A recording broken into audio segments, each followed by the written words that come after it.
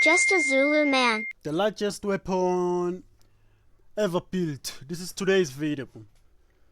Last video I saw we're looking at the largest trains ever built. And I'm guessing this is Hitler's train as well. This is Hitler's weapon or something. Let's see the weapon.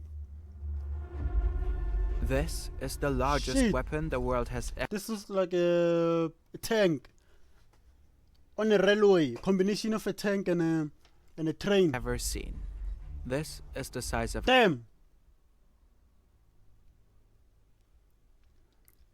This is the shape of a. Look at the comparison with the regular tank down here.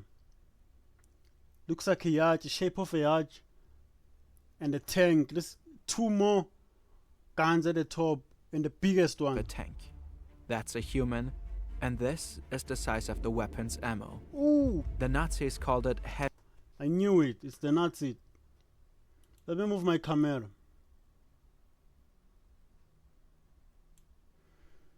The Nazis called it what? Schwerer Gustav.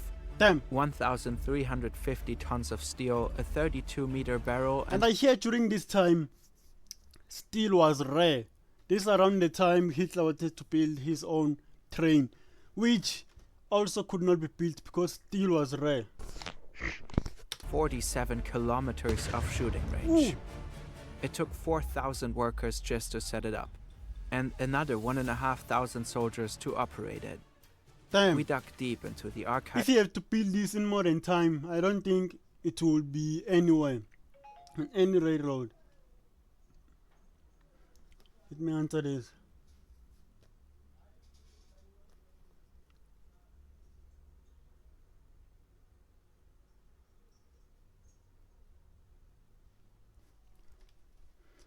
Because they will have to build their own railway. To bring you the story of this monstrosity. A megalomaniac weapon commissioned by no other than Adolf Hitler himself. I knew it. But unlike I knew it. This guy's brain was damaged. I heard he once drowned and he was saved by this pastor, this priest.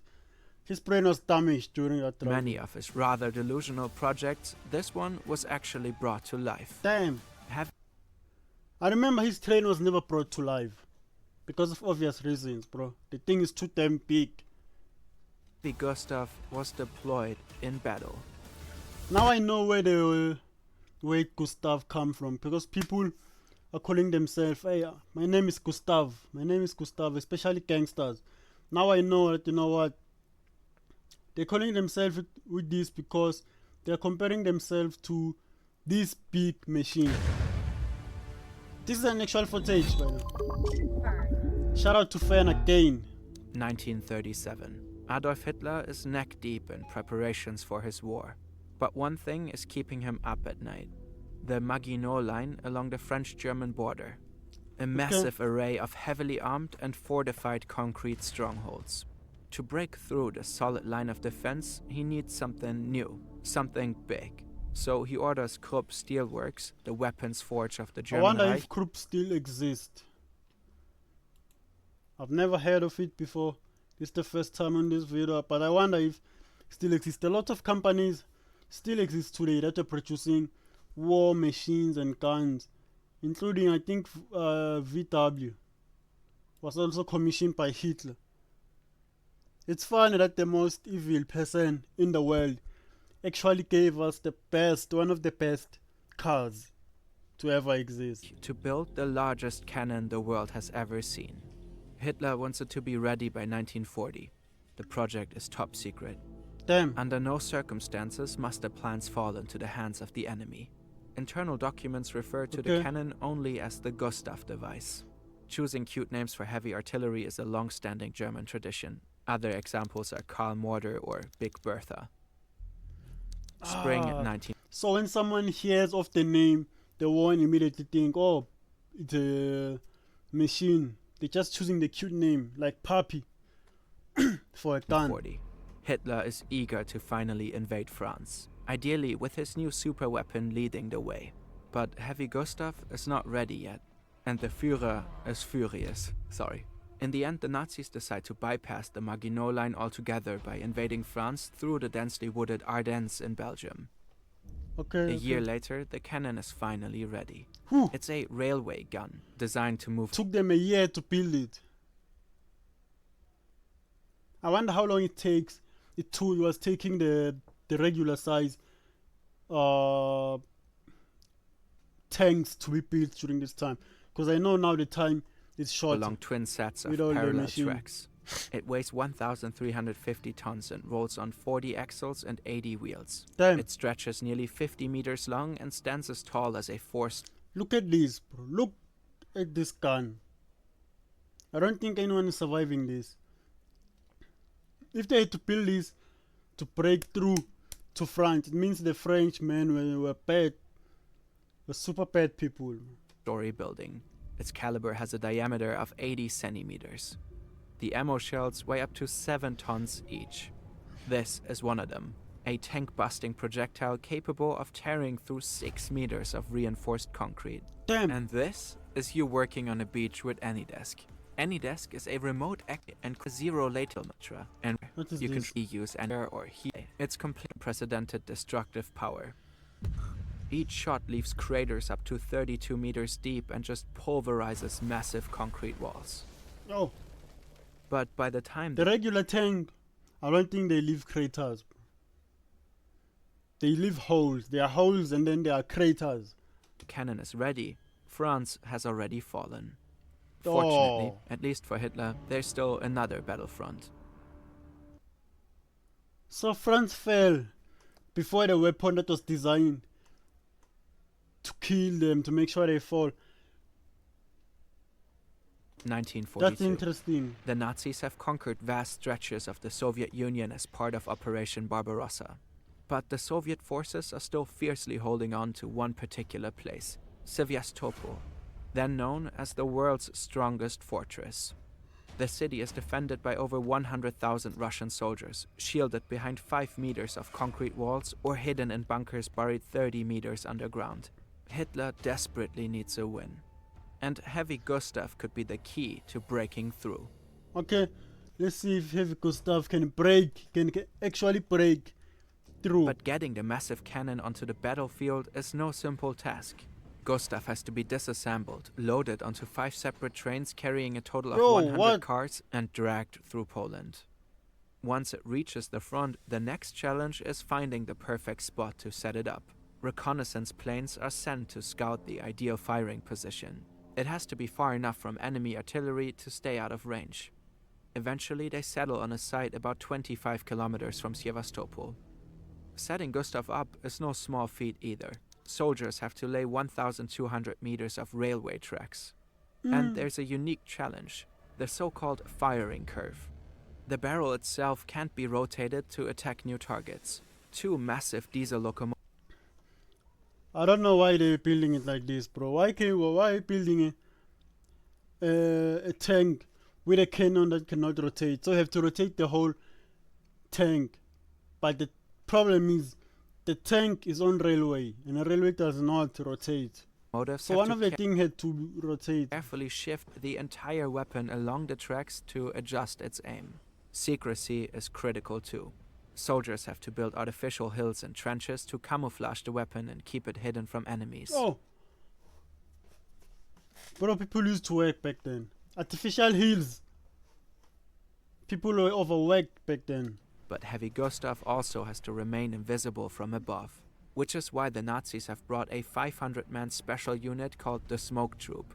If need be, they can shroud the entire area in a thick cloud of smoke to conceal the weapon from enemy aircraft.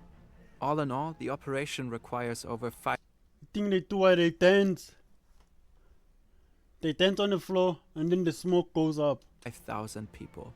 Laying tracks, assembling the cannon, maintaining, guarding and camouflaging it, creating smoke screens and ultimately operating the gun.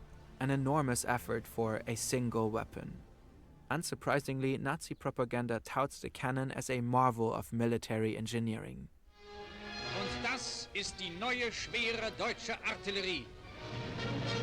Aufzüge und Schienenanlagen befördern die gewaltigen Geschosse zum Rohr. Diesem massierten Feuerhagel werden auch die letzten Festungswerke von Sevastopol auf die Dauer nicht standhalten können. After 3 days of assemblage, Heavy Gustav is finally ready to fight. 3 damn days just to assemble one weapon. How many people will have died then? This is Fort Stalin. For days, Soviet soldiers have endured relentless shelling. But they remain steadfast, sheltered behind massive concrete walls. At 4:30 p.m., they hear a massive explosion ripping through the air from a distance. The Gustav, Soviet soldiers don't know it yet, but at this very moment, they are the target of the largest cannon ever built. A 7-ton armor-piercing shell is now hurtling I toward wonder how them. many people are going to die from this. I wonder how many people this one shot took out. Easily capable of blasting through all their defenses.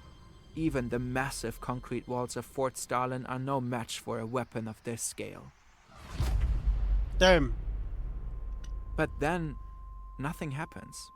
The shell misses, slamming into the ground about 120 meters away from them. Ooh. The Germans need almost an hour to reload their gun.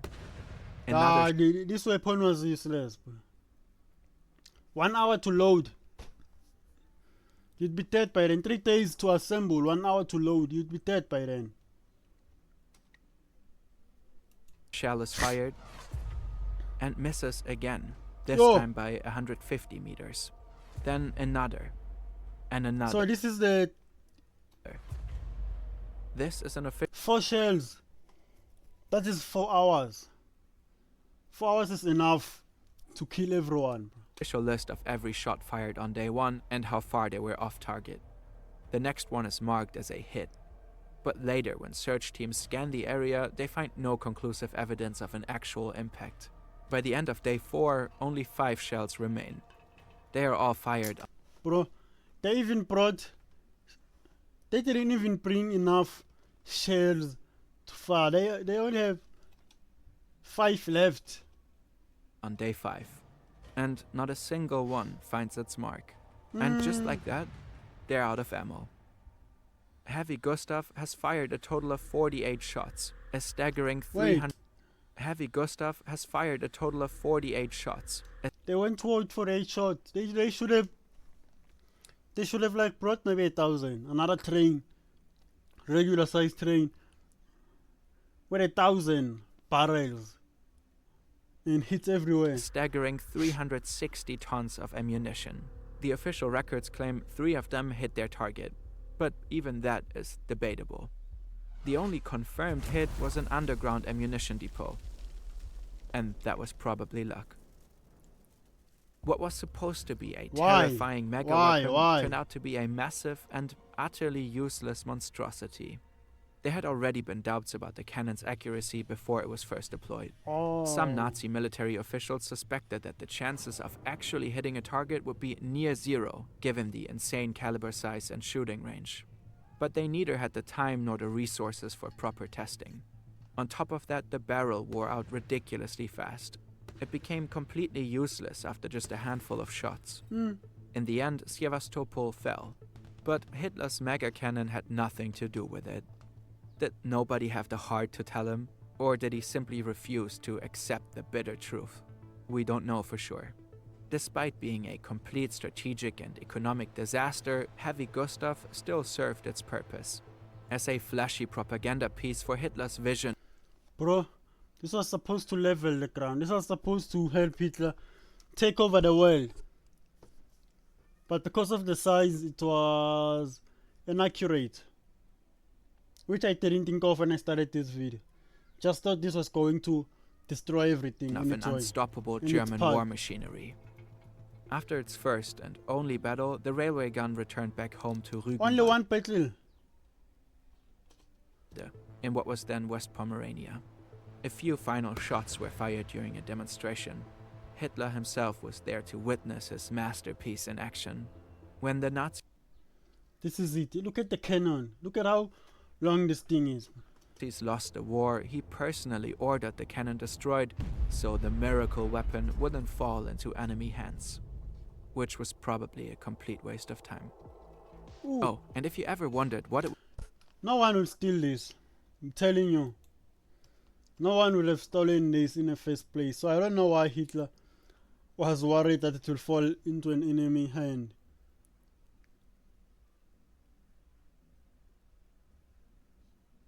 Alright. That's it, bros. Like, share and subscribe. I'm out. I've had it with Hitler and his big machines for the day.